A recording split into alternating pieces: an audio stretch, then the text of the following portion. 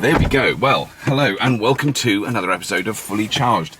I am currently sitting in the Infiniti, with an I, Infiniti M35h GT Premium. The reason I'm in it, it's kind of confusing really, because this is a hybrid car, but it's a very high-end, sort of luxurious car. It's kind of not what I've got really unused to cars like this. It would cost £47,519.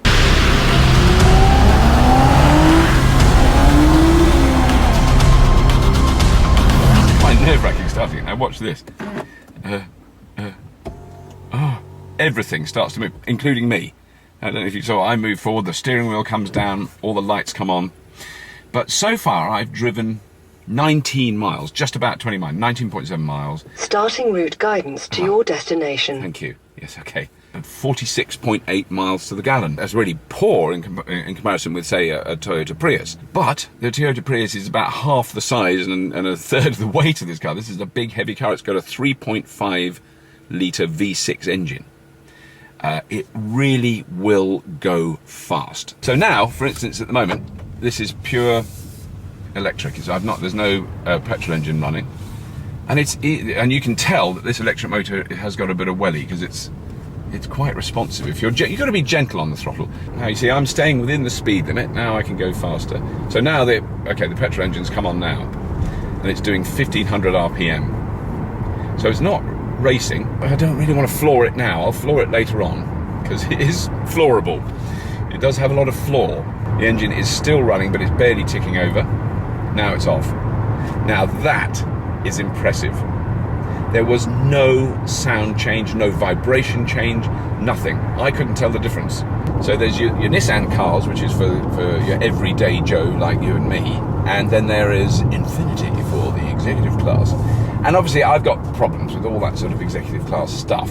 I'm not that crazy about that whole notion, but you know, when you go in a car like this, you go, oh, actually, well, I mean, if you can forget all the stuff about elitism and tax dodging and bankers and, corporate corruption, let's forget all that for a moment and just appreciate just the technology, because the technology is nothing short of extraordinary. Now, petrol engine working now, can you hear it?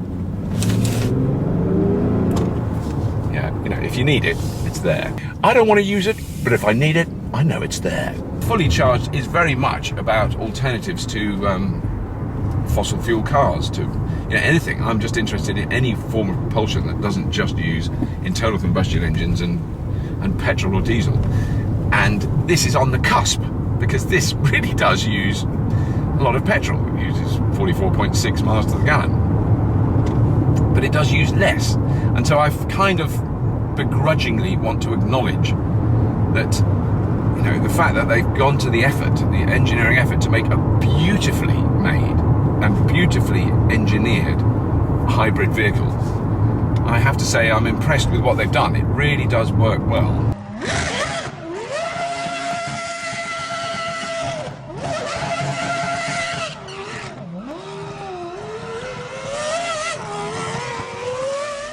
Well, you are looking at one very lucky bunny. I've just been in the Red Bull Formula One workshops, factory really. There's 500 people working here. I'm checking. I'm going very slowly because I'm in a silent electrically powered vehicle. Amazing experience to go around the Red Bull team. So that's Mark Webber and Sebastian Vettel, isn't it? Sebastian to his mates. And I saw Sebastian. Why can't I say Sebastian?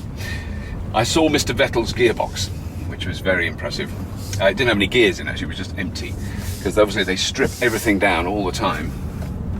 And I drove down here in sort of super economically, but I'm now in a bit of a rush, so I'm now going to switch from eco to sport, because I'm in a bit of a rush. What's happening in Formula One? I mean, hybrids.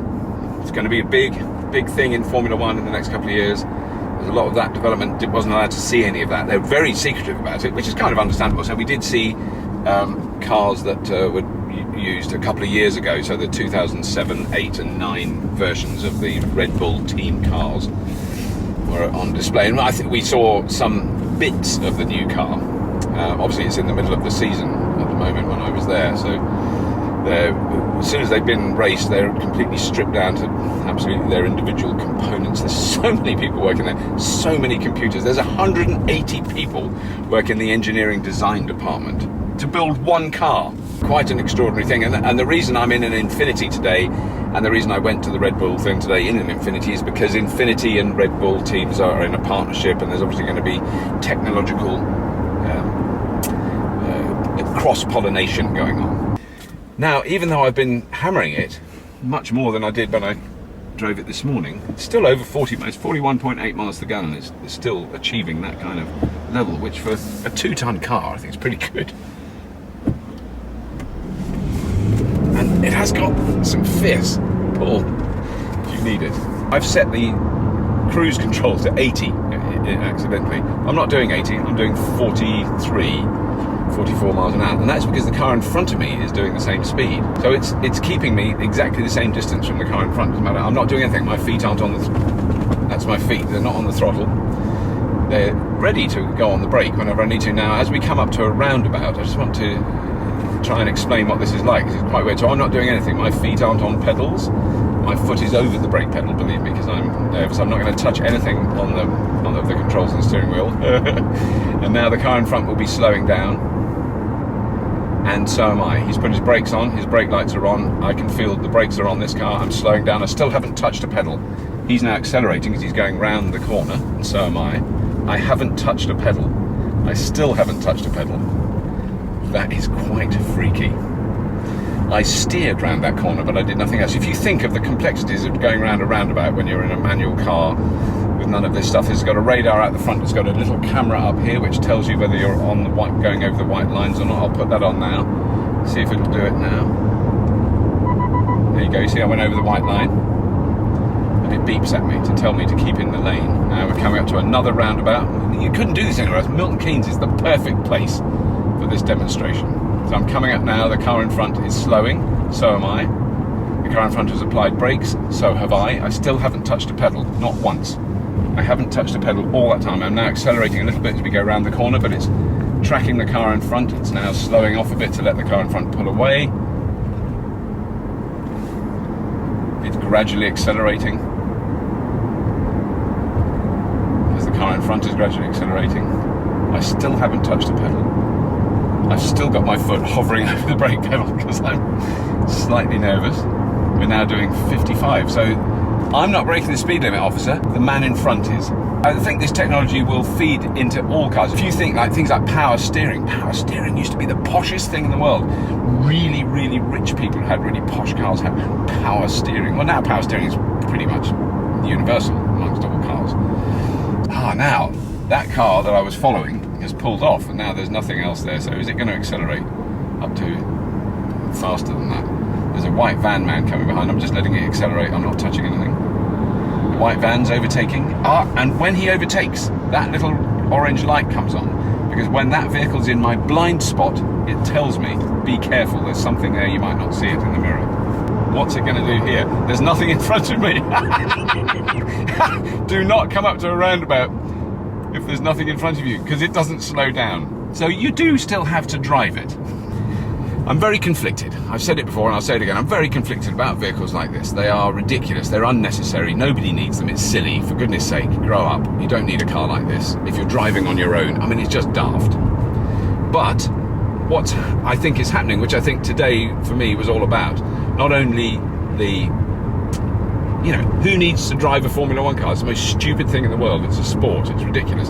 But what has happened out of Formula One cars is things like brakes that work. It's hard to remember, but when I first started driving, cars had brakes that basically didn't work. If it was damp or if it was wet, we had tyres that slipped. We had brakes that were rubbish. We had engines that broke down. We had gearboxes that didn't have synchromesh. All those things have gradually improved, and an enormous amount of that development and technological steps that we've taken is because of motorsport, and particularly Formula One. And what Formula One are doing now is developing technologies not only just directly that appear on the car, but they're developing processes, manufacturing processes that reduce waste, that reduce weight, that reduce material use, so they can use less materials in a more efficient way. And that those processes that they develop are then taken by big manufacturers, people like Infiniti, people like Nissan, Toyota, all those companies, which then filter into our cars. And it is, in the sense, the same argument that is used for NASA. You know, that expense, that in some ways the absurd expense of developing space technology does filter back down. It does, up to a certain extent. I mean, there's lots of arguments for and against it, but certainly I think in motor racing and in high-end car production, annoyingly, those things filter down. So soon you'll be able to buy a little, you know, £8,000 electric runabout that has parking sensors and sat-nav and Bluetooth and radar and little cameras to tell you to keep in your lane, and brakes that are brilliant and work, and super efficient driving systems that allow you to go further on the same amount of juice in your battery. All those things do filter through, and it takes time, and it requires some very wealthy, overpaid, tax-dodging corporate executives, not that they all dodge tax, some of them pay it, to buy cars like this, which then develops the technology. That's the nearest I can get to an excuse as to why I'm driving this fantastically brilliant car. I do love driving it. I'm not particularly enamoured by how it looks. I'm kind of embarrassed to be in it, you know, all those sort of fashion things. It's not really how I see myself in a large executive car, but I'm in one now, so I've got to suck it in the pain. But I mean, I'm really thrilled that they've done it, that they've made that decision to develop that technology. And I'll tell you, this is the first hybrid that I've driven, other than the Prius, that has got the hybrid concept nailed down. It works really, really well. Anyway, thank you for watching, and do tune in to the next Fully Charged.